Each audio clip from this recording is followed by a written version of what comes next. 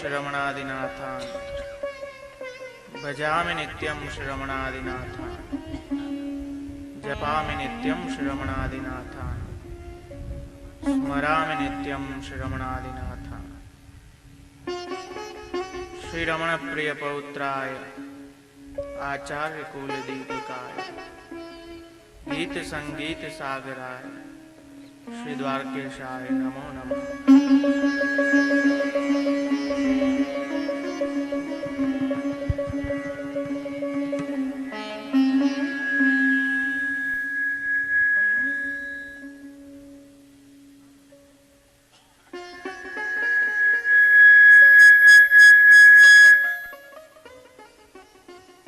આજના દ્વિતીય દિવસે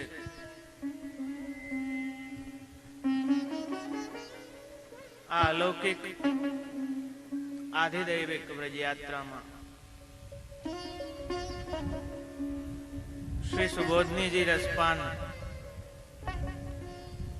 જેમના અનુગ્રહથી જેમના સાનિધ્યમાં જેનો આપણે આનંદ લઈ રહ્યા છીએ એવા શ્રી બાલકૃષ્ણ પ્રભુ શ્રી મદન મોહન પ્રભુના યુગલ ચરણ કમલોમાં સાષ્ટાંગ દંડવત પ્રણામ કરી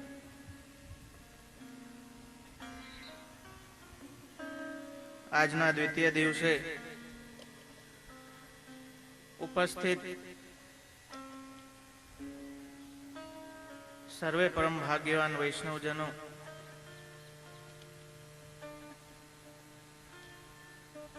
ગઈકાલે ભૂમિકા રૂપે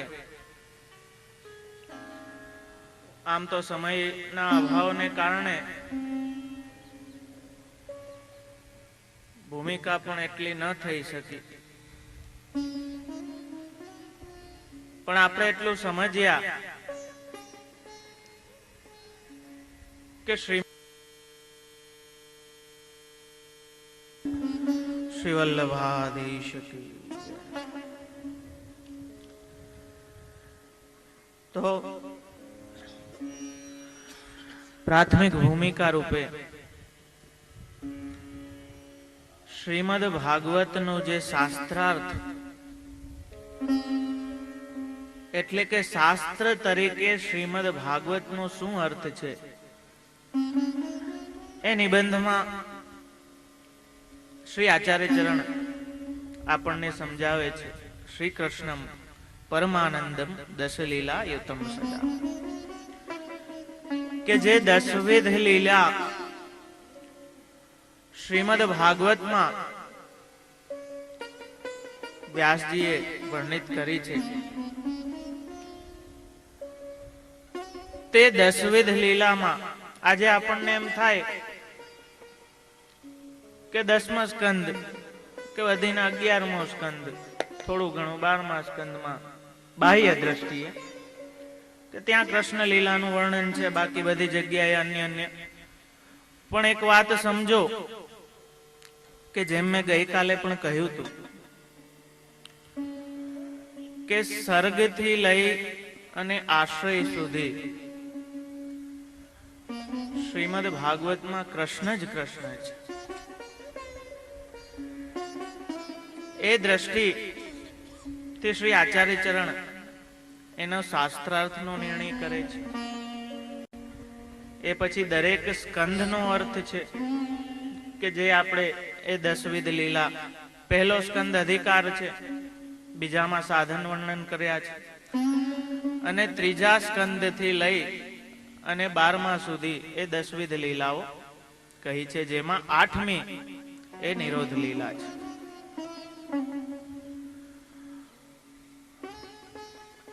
હવે શ્રી આચાર્ય ચરણ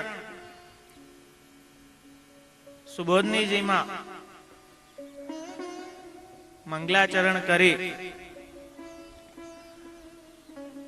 અને આપ સ્કંધાર્થનો વિચાર કરે છે. આમ તો શ્રી સુબોધનીજીમાં વાક્ય, પદ અને અક્ષર એ 3 જ અર્થ કરવાના છે, છતાં પણ 10મા સ્કંદના સ્કંધાર્થને લઈને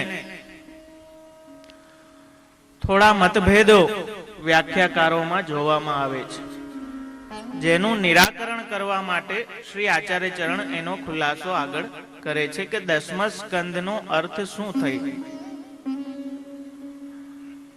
આચાર્ય ચરણના હિસાબે તો નિરોધ લીલા જ છે. શ્રીમદ ભાગવત એમ કહે છે કે જે પેલી નવ લીલાઓ છે એ લક્ષણ છે અને એ આશ્રય તત્વને સમજાવવા માટે પેલી નવલીલાઓ છે, એટલે લક્ષ્ય આશ્રય છે. એ આશ્રય તત્વ રૂપ લક્ષ્યને સમજવા માટે સર્ગથી મુક્તિ સુધીની એ નવલીલાઓ વર્ણવી છે. હવે આમાં ઘણાયને મૂંઝવણ થઈ જાય કે જો મુખ્ય આશ્રય તત્વ હોય અને 12મો સ્કંદ હોય તો એ લક્ષ્ય સમજાવવામાં તો સુખદેવજીએ 13 અધ્યાયમાં સમજાવી દીધું છે અને 10મા સ્કંદના 87 અધ્યાય કયા છે. એટલા માટે શ્રીધર સ્વામીએ અને ચૈતન્ય નામતે આપ આ 10મા સ્કંદને આશ્રય માને છે, જેના પક્ષમાં એ કહે છે કે અહીં લીલાનું નિર્ધારણ જે છે એ મુખ્ય છે, ક્રમ મુખ્ય નથી. એટલા માટે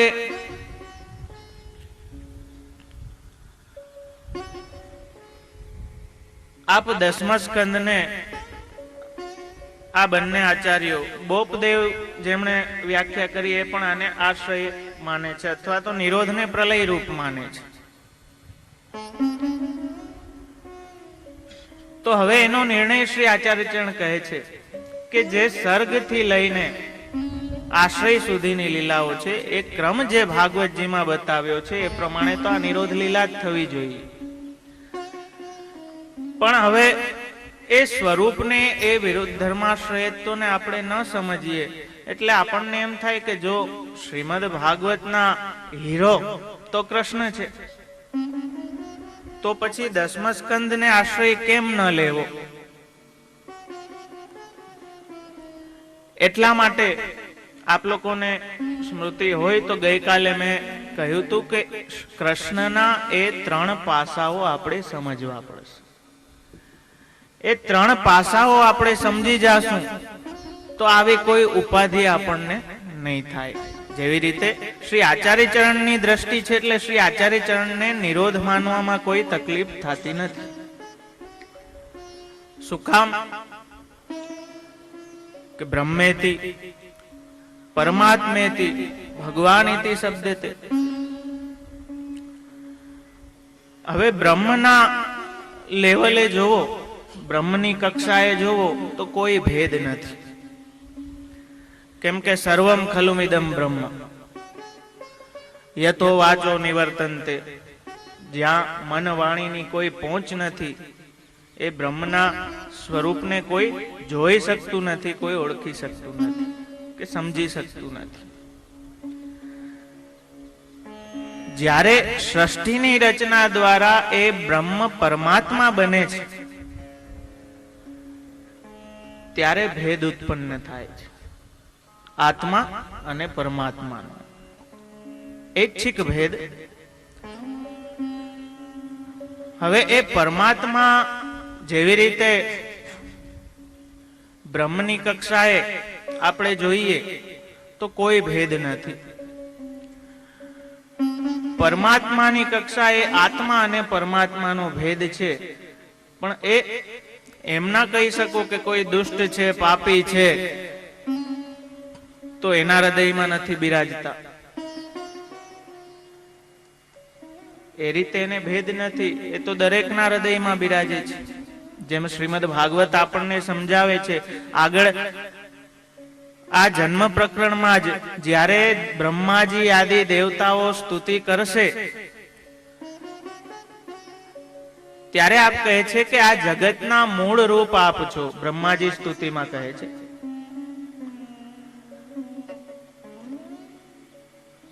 અને એને વૃક્ષ રૂપે જગતને વર્ણવે છે કે જેનું મૂળ ભગવાન છે. અને દેહધારીઓની એ જે વૃક્ષ રૂપ છે એમાં બે પક્ષી બેઠા છે, એક આત્મા છે અને એક પરમાત્મા છે. તો પરમાત્માની કક્ષાએ જોઈએ તો એને પણ એવો ભેદ નથી. એ તો દરેકની અંદર છે. ઇવન મનુષ્ય જ નહીં ખાલી, પણ પશુ પક્ષીઓમાં, જીવજંતુઓમાં દરેકમાં એ પરમાત્મા વિરાજમાન છે. પણ એ પરમાત્મા ભગવાનનું સ્વરૂપ ક્યારે ધારણ કરે છે કે જ્યારે ભક્તનો એટલો ઉત્કટ ભાવ દ્રઢ થાય છે ત્યારે ત્યાં ભેદ આવી જાય છે, ત્યાં એ ભેદ વધારે વિસ્તાર પામે છે. એટલે કે જે બ્રહ્મનો વિસ્તાર છે એનાથી સંકોચાતા સંકોચાતા એ ભગવાન એટલા જાય છે કે યશોદાજીની ગોદીમાં સમાઈ જાય એટલા સંકોચાઈને એ કૃષ્ણ બની જાય છે.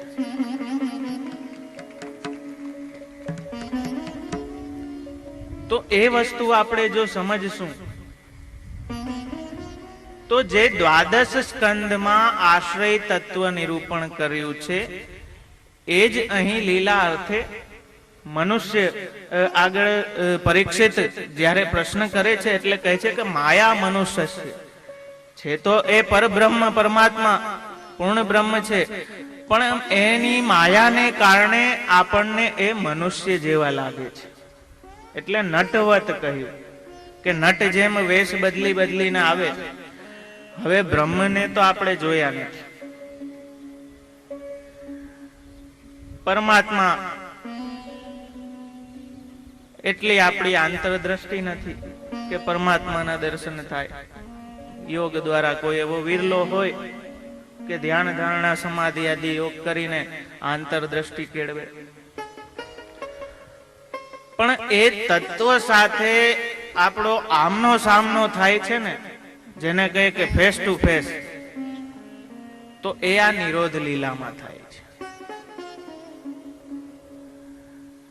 એટલે અહીં શ્રી આચાર્ય ચરણ આપ કહે છે કે અહીં નિરોધ લીલા માનવામાં કોઈ તકલીફ નથી. કેમ કે અહીં જેણે મનુષ્યાકૃતિનું નાટ્ય કરી અને વ્રજભક્તોનો નિરોધ સિદ્ધ કરાવ્યો એ જ દ્વાદશમાં આશ્રય તત્વ તરીકે એને સમજાવવામાં આવે છે.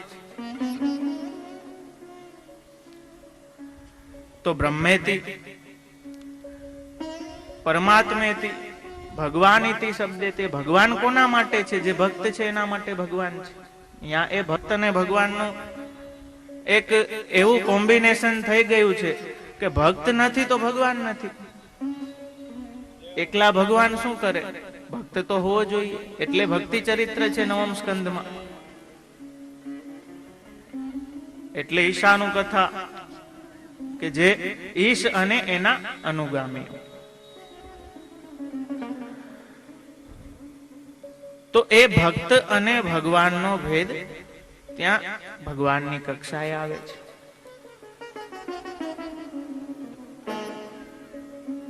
હવે ઘણા બોપદેવ જ નિરોધને પ્રલય રૂપ માને છે. નિરોધનો અર્થ પ્રલય કરે છે, અથવા તો જે દુષ્ટ રાજાઓનો સંહાર કર્યો છે એના પ્રલય રૂપ નિરોધ આપ માને છે. શ્રી આચાર્ય ચરણ એ વાત સ્વીકારતા નથી. કેમ કે એક રીતે જોશો તો 10મા સ્કંદમાં અસુરોનો કે દુષ્ટ રાજાઓનો સંહાર કર્યો એના કરતા તો વધારે યાદવોનો સંહાર છે. એટલે એમાં અતિવ્યાપ્તિ દોષ એકાદશ સ્કંદમાં પણ એ સંહાર આવશે. એટલે અતિવ્યાપ્તિ દોષ એમાં આવી જાય. એટલે અહીં પ્રલય રૂપ જે નિરોધ છે એ અર્થ શ્રી આચાર્ય ચરણને સ્વીકાર્ય નથી. નિરોધનો અર્થ આપ કહે છે કે નિરોધો શ્યાનુશયનમ પ્રપંચે ક્રીડનમ હરિ. અહીં અનુશયન દીધું છે કે ભગવાનનું પોતાની બધી શક્તિઓ સાથે અહીં પ્રપંચમાં ક્રીડા કરવા પધારવું એનું નામ નિરોધ. બહુ મોટો કોક માણસ હોય, ખૂબ મોટું કામ હોય, ક્યારેક એને એમ થાય કે પિકનિક કરીએ, ફરવા જાય, આનંદ કરીએ, એટલે પોતાનો બધો સ્ટાફ લઈને જાય કે હાલો કામ કઈ નથી કરવાનું, ફરવાનું, આનંદ કરવાનો. એટલે એક વાત સમજો કે પોતાના આખા સ્ટાફ સાથે ભગવાને જે પિકનિક કરી, જે ફરવા પધાર્યા, એ નિરોધ લીલા છે. સાહેબ અત્યારે પિકનિકના મૂડમાં છે, અને એ સમયમાં અહીં બીજી વાત બહુ સમજવા જેવી છે કે જે જન્મ પ્રકરણના 4 અધ્યાય છે, કેમ કે ચતુર્વ્યુહ સ્વરૂપે આપ પ્રાગટ્ય લેશે. હવે એમાં કોઈને એવી શંકા થાય કે પૂર્ણ પુરુષોત્તમ નથી પધાર્યા, પણ વિહુ જ પધાર્યા છે. પણ જેવી રીતે જેમ આપણે વ્રજયાત્રા ચાલે છે, મુકામ બદલે એટલે લાઈન દોરી પેલા જાય ને અહીંયા બધી વ્યવસ્થા કરે, અહીંયા બધું ગોઠવાય, પછી આપણે જાય. XYZ ક્યાંય પણ જાતા હોય તો આપણે પેલા વ્યવસ્થા તો કરીએ આપણા સામર્થ્ય પ્રમાણે. તો અહીં તો સાક્ષાત ભગવાન પધારે છે, પિકનિક નો મૂડ બની ગયો છે. હવે એના માટે તો તૈયારી કરવા માટે, હવે આપ તો પિકનિક ના મૂડમાં જ છે. એક વાત સમજો, આનંદ કરવા જ પધાર્યા છે. એટલે અસુર સંહાર આદિ જે દુષ્ટ રાજાઓના નાશરૂપ જે કાર્ય છે એ વ્યુહાદિ દ્વારા કરાવવાનું છે. એટલે એ વ્યુહો સાથે આપ પધાર્યા છે. ચતુર્મૂર્તિ ભગવાન છે એટલે જન્મ પ્રકરણના 4 અધ્યાય છે. વાસુદેવ, સંકર્ષણ, પ્રદ્યુમ્ન અને અનિરુદ્ધ, આ 4 વ્યુહો છે. હવે નોર્મલમાં જે કઈ કાયદો લાગુ પડતો હોય એ એક્સેપ્શન, જેને કે અપવાદ રૂપે પિકનિકમાં એ લાગુ ન પડે. હવે અહીં પ્રભુને નિરોધ લીલા કરવી છે, તો એટલા માટે સૌ પ્રથમ તો એ ચતુર્વ્યુહને આપે પોતાનામાં નિરુદ્ધ કર્યા છે. એક વાત સમજો, એ 4 વ્યુહનું કાર્ય શું છે? આપણું અંતઃકરણ છે, આપણે મન, બુદ્ધિ, ચિત્ત, અહંકાર. મન સર્વથા અનિરુદ્ધ છે. અનિરુદ્ધ એટલે કે જેને કોઈ બાંધી ન શકે. એ અનિરુદ્ધ વ્યૂહ મનનું કાર્ય કરે. બુદ્ધિનું કાર્ય પ્રદ્યુમ્ન વ્યૂહ કરે. ચિત્તનું કાર્ય વાસુદેવ વ્યૂહ કરે. અને અહંકારનું કાર્ય સંકર્ષણ વ્યૂહ કરે. તો એ જેમ આપણે કહીએ કે બુદ્ધિ પ્રેરક કૃષ્ણ છે, હવે એ જે પ્રદ્યુમ્નાંશ જેની બુદ્ધિમાં ચમકી ગયો, એને કંઈક વિશેષ બુદ્ધિ એની ચાલતી જાય. જે ક્ષેત્રમાં હોય એ પ્રમાણે. એ પ્રદ્યુમ્નાંશ એટલો જો ચમકેલો ના હોય તો પછી બુદ્ધિ એટલી કામ ના કરે. જેમ એક તમને વાત કહું કે ડોક્ટર પેલી નાડી તપાસે, એ તો હવે ઓલું પેલું સ્ટેટોસ્કોપ ભરાવીને એ કરે, પણ અમુક જે ઓલા વૈદ હોય એ તો આમ જ પકડીને જોઈ લે પ્રેશર ઊંચું છે કે નીચું છે કે શું છે. આપણે ભરાવીને સાંભળીએ કાંઈ ના સાંભળાય. ના સાંભળાય એનો મતલબ એમ નથી કે બંધ છે.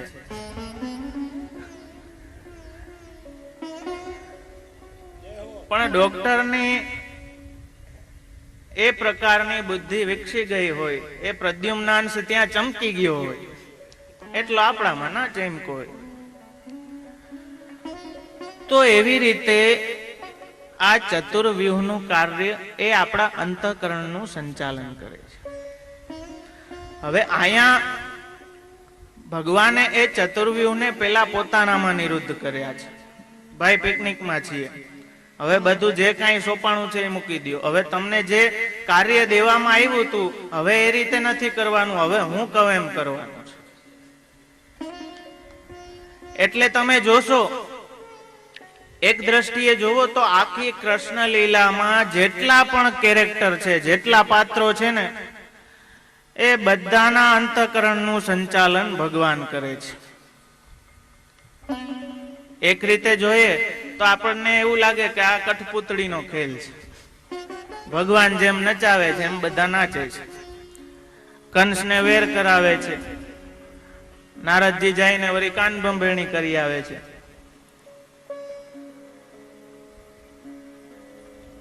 બધાની બુદ્ધિ જેવી ભગવાનની ઈચ્છા હતી એ પ્રમાણે બધા વર્તે છે. હવે આ પહેલા અધ્યાયનો અધ્યાયાર્થ આપ કહે છે કે એ છે ભગવાનના પ્રાગટ્યનું કારણ. અહીં પહેલા અધ્યાયમાં એક કારણ બતાવ્યું છે, અને એ કારણ શું છે ભગવાનના પ્રાગટ્યનું? તો કહે છે કે ક્લિશ્યમાનાન, જેમ નિરુદ્ધ લક્ષણમાં આજ્ઞા કરી છે ને, ક્લિશ્યમાનાન જનાન દ્રષ્ટવા કૃપાયુક્તો યદા ભવે. અહીં સુબોધનીજીમાં આજ્ઞા કરે છે કે ભક્તોનું દુઃખ એ ભગવાનના પ્રાગટ્યનું કારણ છે. અહીં 3 પ્રકારના ભક્તોને, ભૂમિને કંસાદીથી દુઃખ છે, દેવકીજીને આકાશવાણીથી દુઃખ ઉત્પન્ન થયું, અને યાદવોને અજ્ઞાનથી દુઃખ થયું. એ અજ્ઞાન એ કે પ્રભુ પ્રગટવાના છે એનું જ્ઞાન નથી. જો જ્ઞાન હોત તો એ દુઃખ થાત જ નહીં.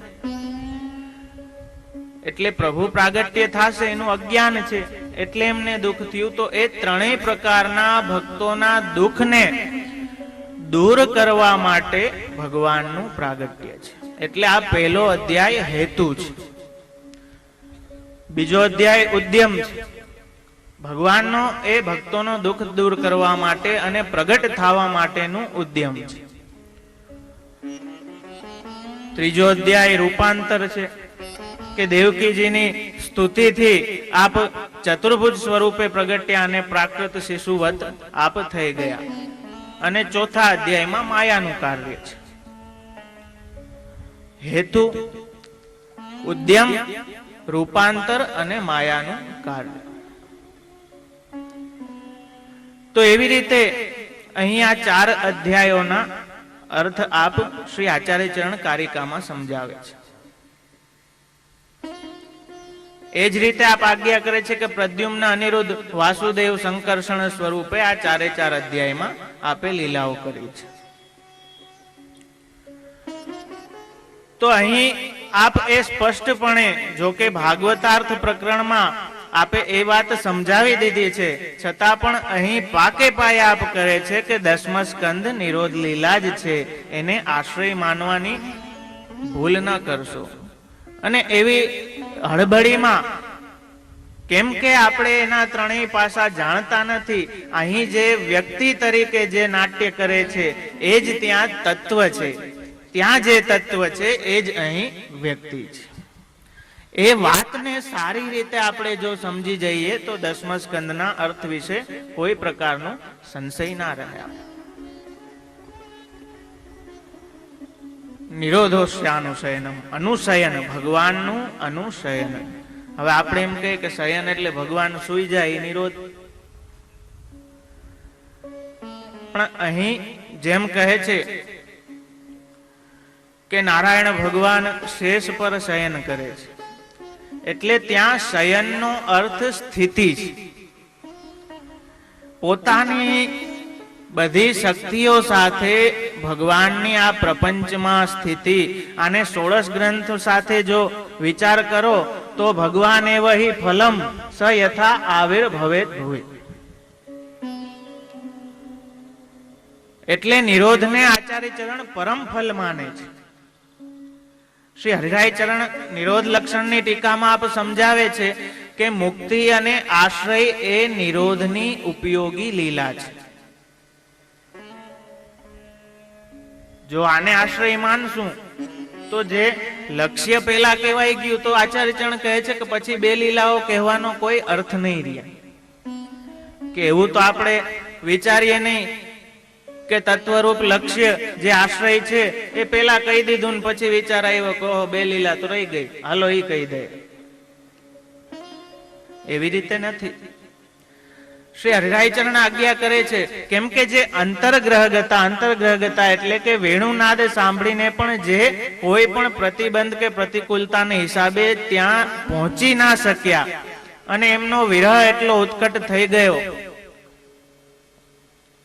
એમને પુરુષોત્તમ સાયુજ્ય પ્રાપ્ત થયું. ભગવાનના શ્રીઅંગમાં અંતઃકરણમાં એમને સ્થાન પ્રાપ્ત થયું. એટલે આપ હરિરાય ચરણ આજ્ઞા કરે છે કે મુક્તિ અને આશ્રય એ નિરોધની ઉપયોગી લીલા છે. કેવી રીતે? કે ભગવાને એમને પોતાના અંતઃકરણમાં આશ્રિત કર્યા અને જ્યારે જ્યારે ભગવાનને લીલા કરવાનો રમણ કરવાની ઈચ્છા થાય ત્યારે અંતઃકરણમાંથી એમને મુક્ત કરે અને એ ક્રીડા કરી અને ફરી એમને આશ્રિત કરે. તો એ રીતે નિરોધોસ્યાનુશયનમ કે ભગવાનનું આ પ્રપંચમાં આત્મના સર્વશક્તિભી પોતાની સર્વ શક્તિઓ સાથે આ પ્રપંચમાં અનુશયન કરવું એ નિરોધ છે. અનુશયન એટલે કે સ્થિતિ. જેમ આપણું જે આ શરીર છે એને શાસ્ત્રો કહે છે કે આ એક પુર છે, આના 9 દ્વાર છે. અને પુરે શેતી ઇતિ પુરુષ, સ્ત્રી પુરુષના અર્થમાં નથી, પણ આ પુરમાં જે શયન કરે છે એ પુરુષ, આત્માના અર્થમાં અહીં એ વાત છે. એટલે એક કહેવત હતી, જૂના માણસો એમ કહેતા કે આપણે ઓળખાણ દઈએ. કેમ કે ઘણા પ્રશ્ન પૂછે કે આત્મા ક્યાં છે, તો આપણે ઓળખાણ દઈએ આપણી કોઈને, તો આપણે એમ ના કહીએ કે હું અક્ષય, કે એમ ના કહું કે હું અક્ષય, એમ કહું હું અક્ષય. તો એના ઉપરથી એ જૂના માણસો કહેતા કે આપણા હોવાનો દાવો આપણે અહીંયા કરીએ છીએ, એટલે આત્મા અહીંયા છે. यही हमारो राज है ब्रजमंडल सब ठोर. તો યા ભગવાન દાવો, ભક્ત છે એના માટે ભગવાન છે. એક વાત સમજો, યા દાવો કરે છે શ્યામ લગ્યો સંગ ડોલે. હવે એને એટલો ટાઈમ છે, બ્રહ્મને એટલો ટાઈમ નથી. પણ અહીં એ ભક્તના નિરોધને વશ થઈને ભગવાન એટલા નિરુદ્ધ થઈ ગયા છે એટલે એને એ નવરા ફરવાનો ટાઈમ મળી જાય છે. સાહેબ પિકનિક ના મૂડમાં છે એટલે અહીં ખોટી માથાકૂટ કાંઈ નહીં. જે બીજા કાર્યો છે એના માટે ચતુર્વ્યુહ છે, એ બધું કાર્યો કરે. ભગવાન તો આનંદમાં જ બિરાજે. આનંદ માત્ર કરપાદ મુખોદરા, આનંદ સ્વરૂપ છે. તો નિરોધોસ્યાનુશયનમ પ્રપંચે ક્રીડનમ હરિ. પોતાની શક્તિઓ સાથે અહીં પધારવું ભગવાનનું એ જ નિરોધ છે અને એ નિરોધ પરમ ફલ છે. એટલા માટે તો જેમાં અહીં કહ્યું કે ભક્તોનું જે દુઃખ છે એ ભગવાનના પ્રાગટ્યનું કારણ છે. કે જે નિરોધ લક્ષણમાં કહે છે કે ક્લિશ્યમાનાન જનાન દ્રષ્ટવા કૃપાયુક્તો યદા ભવેત તદા સર્વમ સદાનંદમ હૃદિસ્થમ નિર્ગતમ બહિ. એટલે અહીં એક વાત સમજવાની જરૂર છે કે નિરોધ માટે પ્રાગટ્ય જરૂરી છે. કેમ કે કોઈ પણ વેદના કયા સાધનથી પણ એ સિદ્ધ થવાનું નથી. કર્મ, જ્ઞાન, ભક્તિ, કેમ કે આપ તો ત્યાં સુધી આજ્ઞા કરે છે હરિરાય ચરણ, જેમ મેં ગઈકાલે કહ્યું કે આ તો સટ્ટો છે. તો મહાપ્રભુજી કહે છે કે આમાં રમી લ્યો, આમાં કઈ નુકસાન નથી. મળી જશે તો એ પ્રભુ મળી જશે, બાકી કઈ ખોવાપણું તો છે નહીં, હરિવાલા જ છે. તો એની પ્રેક્ટિસના રૂપે તો આપણે સેવાને કથા દ્વારા આપણી ચિત્તવૃત્તિ ભગવાનમાં રોકાઈ જાય, ભગવાનના ગુણોમાં, ભગવાનના સ્વરૂપમાં, ભગવાનની અલૌકિક લીલાઓમાં એ આપણી ચિત્તવૃત્તિ રોકાઈ જાય, એ નિરોધ સિદ્ધ થાય. એના માટે ભગવાને જ પ્રયત્ન કર્યો છે, એટલે બીજા અધ્યાયમાં એ ભગવાનનો ઉદ્યમ કહ્યો છે. તો પ્રપંચ વિસ્મૃતિ પૂર્વક ભગવદ આસક્તિ એ નિરોધ લક્ષણમાં એનો અર્થ કરે છે કે ભગવાન જ્યારે આવી લીલા કરે છે ત્યારે એમના સ્વરૂપમાં, એમના ગુણોમાં, એમની લીલાઓમાં એ વ્રજભક્તો, એમના ભક્તો એટલા આસક્ત થઈ જાય. જોકે 10મા સ્કંદમાં તો વિલક્ષણતા એ છે કે કંસનો ભય દ્વારા, ગોપીજનોનો કામ દ્વારા જે ભાવોને બાધક બતાડ્યા છે શાસ્ત્રએ, જે અસાધન છે એને પણ સાધન કરી દીધા. કેમ કે અહીં તો સાહેબનું જ હાલશે. જેટલાને જેટલી જવાબદારી દીધી છે બધાને કીધું કે અત્યારથી બધું ફોક, હવે એ બધું ભૂલી જાઓ, હવે હું કહું એમ કરવાનું છે. તો ભયથી અહીં તો એક વાત સમજો, કેટલી વિલક્ષણતા કૃષ્ણ લીલાની છે કે તમે કોઈ પણ સંપ્રદાયમાં કે બીજે જોશો ને, જે બાઇબલ વાંચશો કે કોઈ પણ કુરાન વાંચશો કે ટેસ્ટામેન્ટ વાંચશો, 10 કમાન્ડમેન્ટ્સ, બધામાં જે દૈત્ય છે, શેતાન જેને કહે છે, એને તો નરક છે, અંધતમ નરક છે, કે જે ભગવાનનો દુશ્મન છે એને તો નરક છે. પણ અહીંયા વિલક્ષણતા જોવો કે એને મુક્તિ છે. જે ઝેર પીવડાવવા આવી એને મુક્તિ છે. એ જ તો કૃષ્ણની વિલક્ષણતા છે. અને આ તો ભગવાન છે. એક રાજા હતો, કેમ કે બ્રહ્મે પોતાના બધું બ્રહ્મરૂપ જ છે, એટલે બ્રહ્મના રૂપ અને નામના ભેદ હોવાને હિસાબે ઐશ્વર્ય, વીર્ય, યશ, શ્રી, જ્ઞાન, વૈરાગ્ય કંઈક કંઈક આપણા બધામાં છે, ઓછા વધતે. કોઈમાં કંઈક વધારે છે, કંઈક ઓછું છે.